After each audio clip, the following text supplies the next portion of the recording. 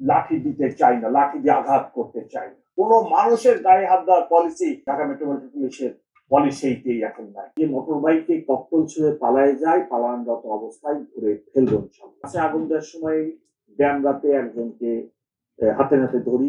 টিচারদের ঘটনায় আমি শুধু পানির ব্যবহার করছি, তারা টিচার গায়ে হাত দেওয়া যাবে, লাঠি দিতে চাই না, লাঠি দিয়ে আঘাত করতে চাই না।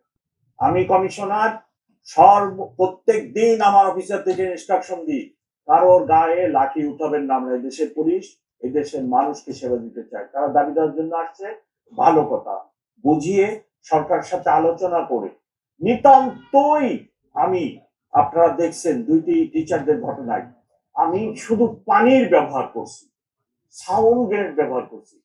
তারা টিচার গায়ে হাত দেওয়া যাবে, টিচার না হলেও কোনো মানুষের গায়ে হাত দেওয়ার পলিসি আমাদের মেট্রোপলিটন পুলিশে, ঢাকা মেট্রোপলিটন পুলিশের পলিসিতেই এখন নাই। 13 তারিখ নিয়ে গত এক সপ্তাহ যাবৎ সামাজিক যোগাযোগ মাধ্যম এবং মানুষের ফোন যে শঙ্কার কথা বলা হচ্ছে, যে মানুষ যে শঙ্কিত হয়েছে, ঢাকাবাসী শঙ্কিত হয়েছে, সেই জন্যই তো আজকে আপনাদের সামনে আমি উপস্থিত। আশঙ্কিত হওয়ার কোনো কারণ নেই। একটি দুটি ককটেল মোটর বাইকে মেরে তারা দ্রুত পালিয়ে যায়।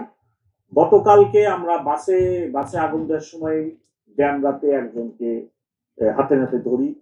আমি আশা করতেছি অনতি বিলম্বে আমরা এই যে মোটর বাইকে ককটেল ছুঁড়ে পালায় যায়, পালানরত অবস্থায় ঘুরে ফেলবো ইনশাল্লাহ।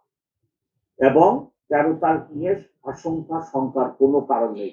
সামাজিক যোগাযোগ মাধ্যমে ব্যাপক এই সকল জিনিস আসার কারণে মানুষের মধ্যে একটা আশঙ্কার সৃষ্টি হয়েছে ঢাকাবাসীর ভিতরে। সেই আশঙ্কা দূর করার জন্যই ওনাদেরকে আমি আশ্বস্ত করার জন্যই আজকে আপনাদের সামনে উপস্থিত।